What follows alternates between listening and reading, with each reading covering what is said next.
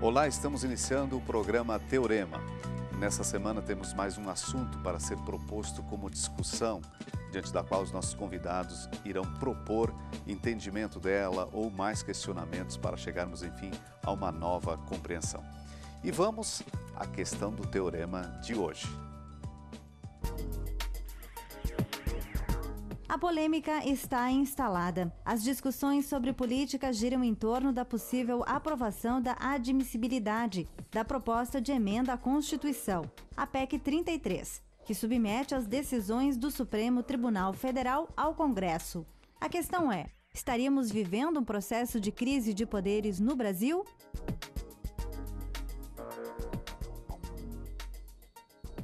E para provocarmos essa discussão, então, rodamos a pergunta e temos os nossos convidados para nos ajudar a ampliar, a entender, a propor soluções a esse questionamento. A presença do professor João Inácio, que é cientista político, professor aqui da Universidade de Caxias do Sul, a presença também do professor Roberto Radins, professor de História, doutor na área, pesquisador, que já estiveram tantas vezes conosco debatendo os X da questão e agora estarão conosco contribuindo no Teorema.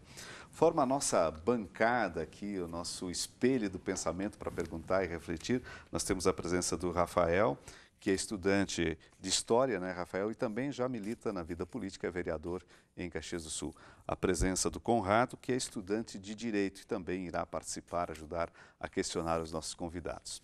Colocada a questão, professores, o Brasil vive realmente uma crise de poderes ou estamos num período igual a outros? A crise é um tanto pelo cenário político que se desenha.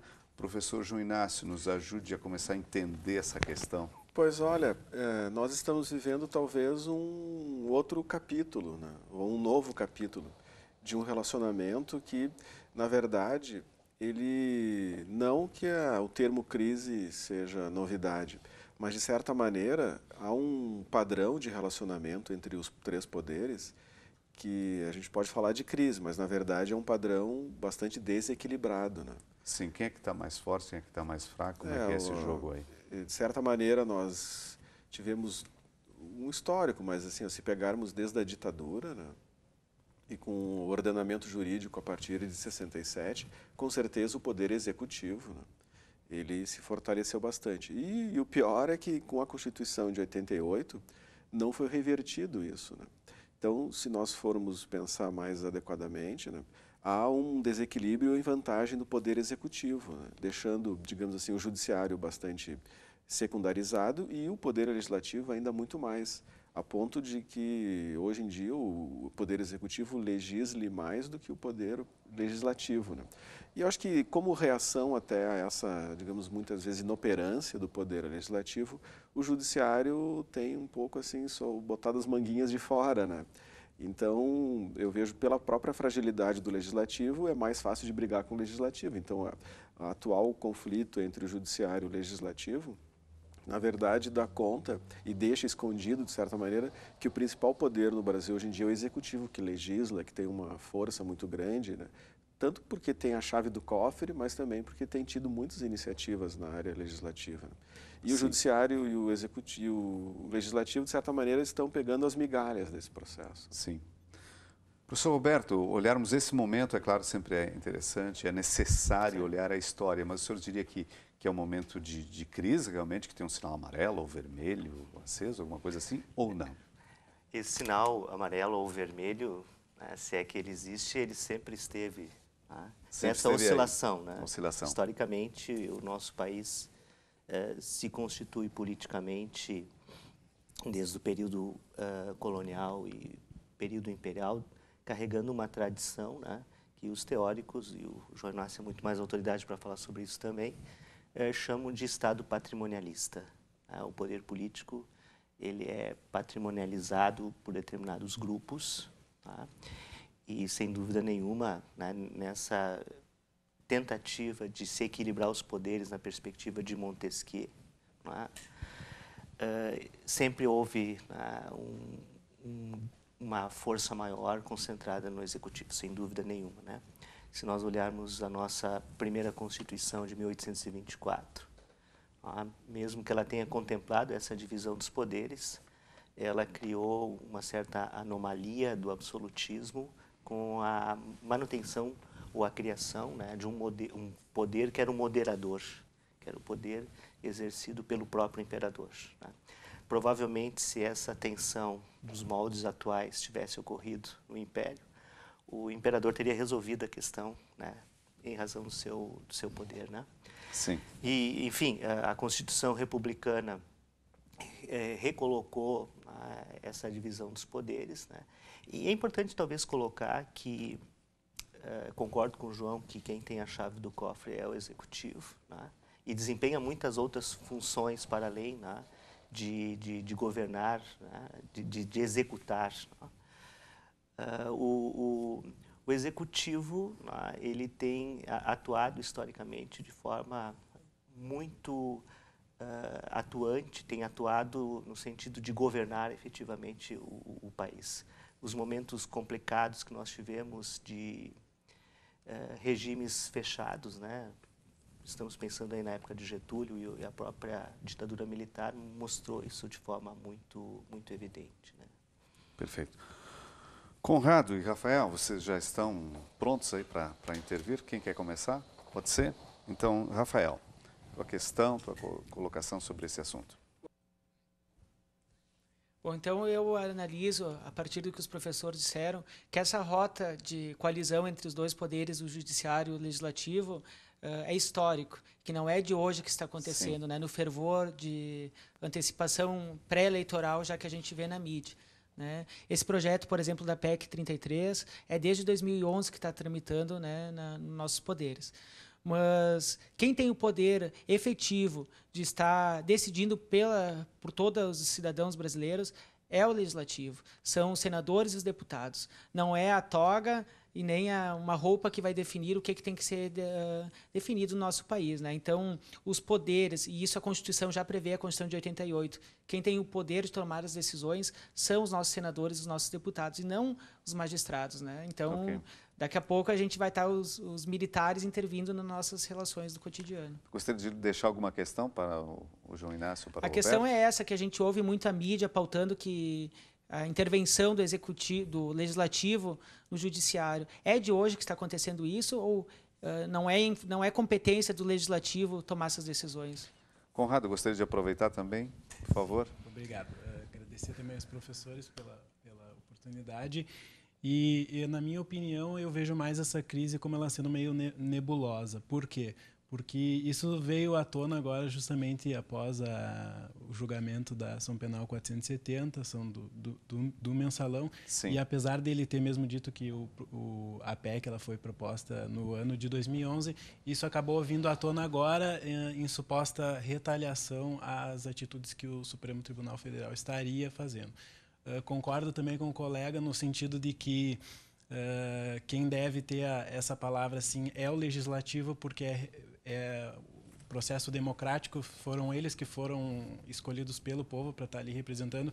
O juiz togado ele não é escolhido pelo povo, e sim pela meritocracia da sua atividade jurídica.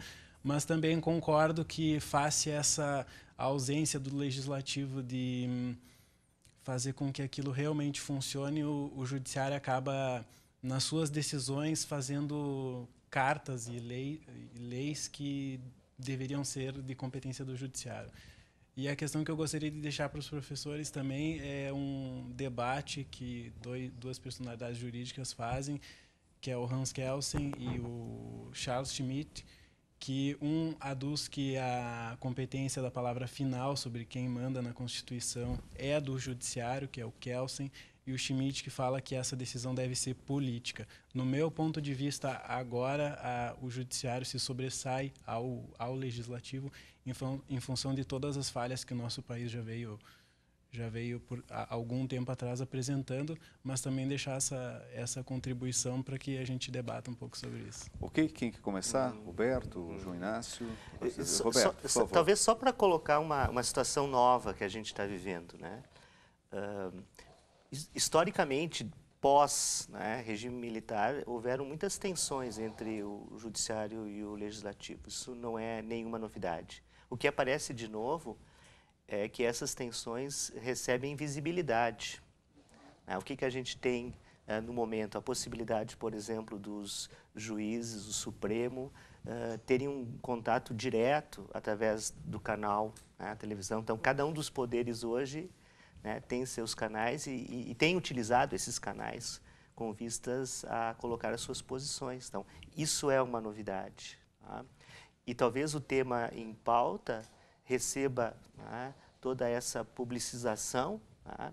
Porque também tanto os legisladores, mas talvez neste momento, sobretudo, né, o povo togado, esteja aproveitando também para aparecer. Ocupar a cena. É um momento de poder, né, mostrar uma função, né, que muitas vezes não aparecia. Né? Então, por exemplo, se nós fizermos uma enquete na rua, nós vamos, por exemplo, ter respostas que em outros momentos nós não teríamos, do tipo assim, quem são os ministros? Quem é o ministro negro? Quem é Joaquim Barbosa? Exato, hoje todo mundo né? sabe. E o que é mais interessante nesse processo todo, ao meu ver, de publicização, né? Se cogitou, e recordo de um programa do Lauro Quadros na Rádio Gaúcha chamado Polêmica, cogitou-se inclusive a possibilidade do Joaquim Barbosa vir a ser candidato à presidência da República. Uhum.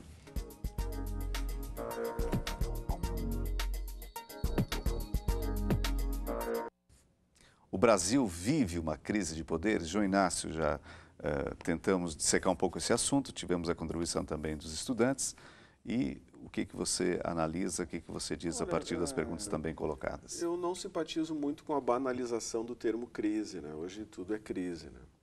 Então, realmente, eu diria assim, nós vivemos algumas crises, né? Algumas são corretas do ponto de vista econômico e social, assim, no mundo, né? No caso do Brasil, nós temos um histórico que já banalizou esses conflitos, né?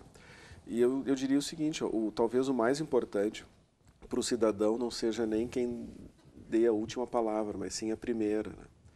E, na verdade, digamos assim, o poder da esfera do executivo, né, seguindo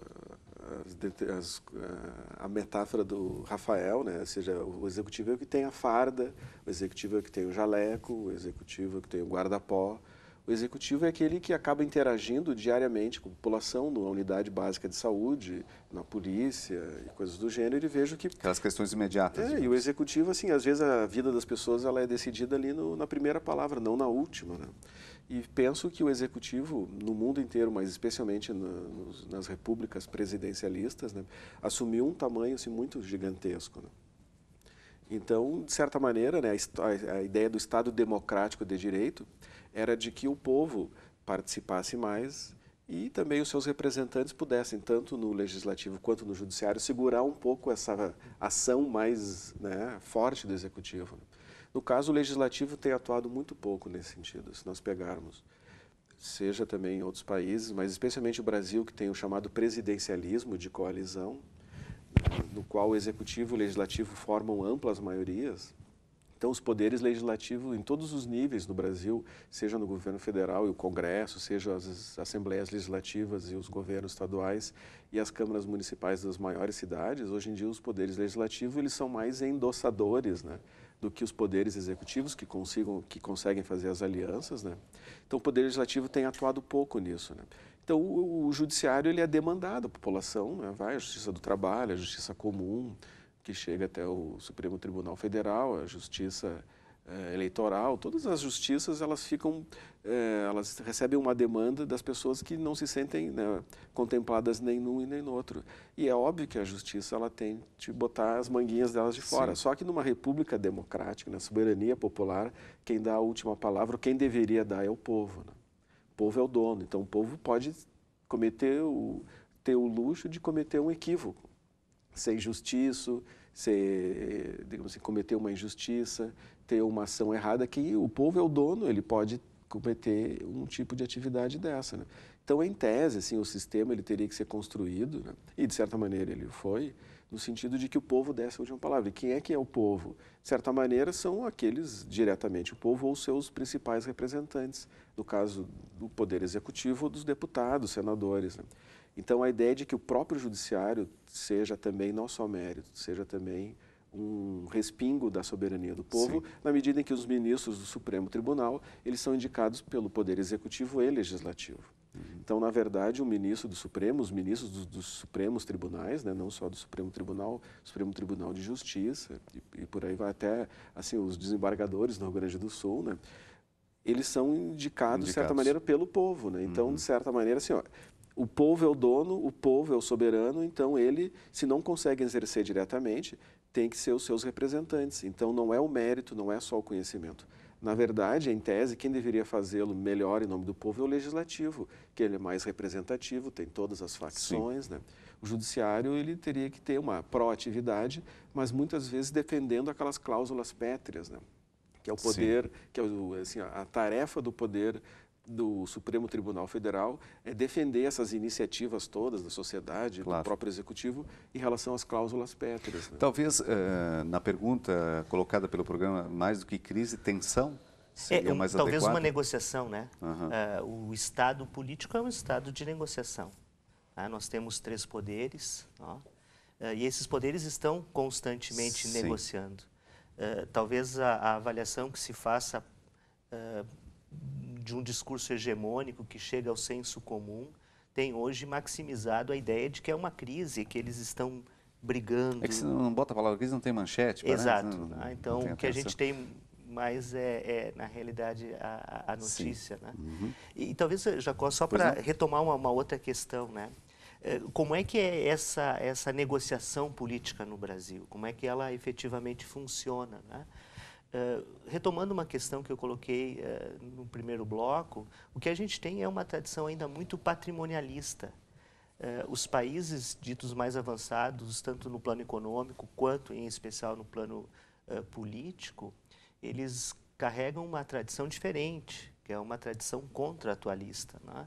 Existe um contrato que se estabelece entre sociedade e o Estado. O Estado aqui pensado nessas 3 representações, né? Há um contrato.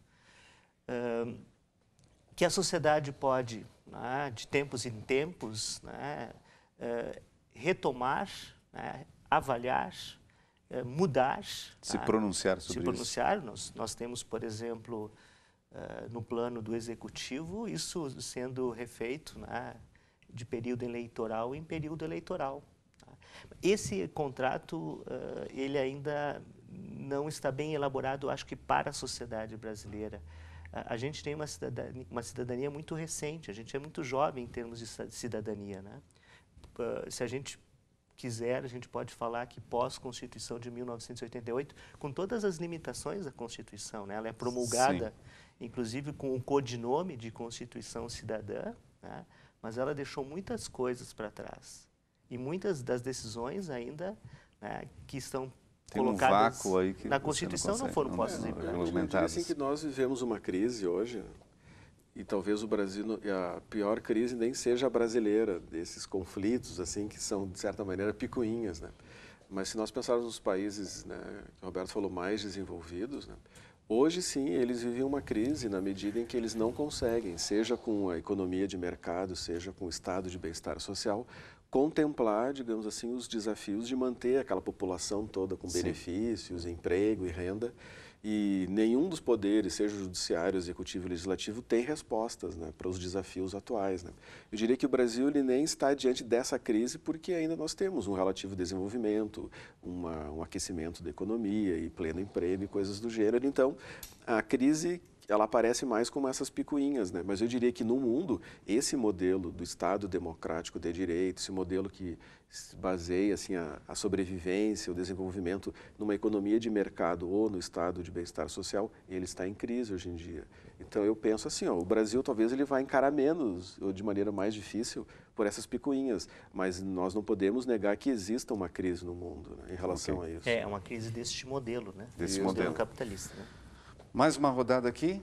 Pode ser, Rafael? Só para seguir complementar, né, e o professor agora falou, a questão da crise é a crise do sistema, né? Sistema capitalista onde vive o mundo, e a gente vê a crise econômica e também social. E é onde eu parto do social, que a gente parte lá da base, que é a educação. Eu tenho o privilégio de 15% dos jovens estar me formando numa universidade, ser aluno do professor Roberto de História, né? E quando a gente vê a questão da crise política também que a gente fala, dos deputados e senadores, quem elege é o povo. É o povo que tem o poder do voto.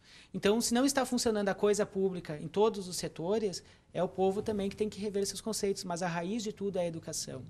E eu vejo que quem provoca muito essas crises, e desculpa, Jacó, né, é a mídia. Mas por que desculpa? A mídia é o Jacó que produz. A mídia é provocadora de grande maioria das crises que acontecem e ocorrem no nosso país.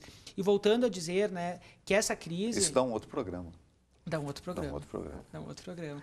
Então, e várias crises a mídia propõe, principalmente agora a gente tem que estar atento, que é período pré-eleitoral. Então, muitas outras crises irão surgir, pontuais, e que às vezes prendem 1, 2 sem provas, soltam, né? Inclusive, o Carlinhos Cachoeira é um magistrado e continua ocupando espaço de poder. Então, eu deixo essa interrogação, como é que pessoas também julgadas, né, por esses espaços, pelo judiciário, voltam a ocupar espaços de poder. Né? Então, o que eu vejo é que principalmente a imprensa, gostaria que os generais estivessem nesses espaços de poder e não as pessoas representativas que são representadas pelo povo. Dá um outro debate, agora vou defender a imprensa. Conrado. Então, para finalizar, eu gostaria de corroborar também com o entendimento dos professores no que eles falaram que a nossa sociedade ela é muito jovem em termos de cidadania, com o advento da Constituição de 88, enfim. E também até a própria decisão do ministro Gilmar Mendes, que determinou a liminar que suspendeu a tramitação da PEC 33, além daqueles outros caráteres, por exemplo, de que fere a competência do Supremo, esse projeto, enfim, eu achei um ponto bem interessante que ele ressalta que não é nem só isso, é uma questão, ele suspendeu porque a questão não foi amplamente debatida, e não amplamente debatida só pelo Congresso, pela sociedade. Igual ele fala, não há crise, há uma tensão, e tensão é bom porque faz a sociedade pensar, faz a gente verificar o que está dando certo, o que tem que melhorar. Então, fica essa mensagem também de que não, no meu ponto de vista, não há crise, sim uma tensão, mas que tensão é bom porque faz as pessoas pensarem. Estamos praticamente no final. Só para encerrar mesmo, alguns segundos, Roberto, o que você deixaria para o telespectador assim, diante dessa questão colocada, talvez dessa tensão? Se não viesse para nós, né, sociedade, se essa relação entre Supremo e Legislativo como uma crise, realmente não teria toda essa visibilidade, né? Se fosse noticiado de maneira positiva, ó, muito bom, o Congresso está discutindo tal pauta, enfim, isso não daria manchete. João Inácio? Bom, com certeza a participação é isso, seja a pessoa vai na unidade básica de saúde, não é bem atendida, tem que reclamar, a pessoa tem que escolher bem o voto, ou seja, a participação da sociedade é que pode reverter isso, não apenas os magistrados, os parlamentares, a sociedade envolvida, ela é, digamos assim, o segredo do sucesso da democracia, da justiça, coisas do gênero. Ok. Professores, obrigado pela participação, pela contribuição que deram. Da mesma forma, os nossos estudantes que estiveram aqui formando essa bancada de reflexão, do pensamento, do debate. O Teorema de hoje termina por aqui. Nós voltamos na próxima edição com outro assunto. Até lá.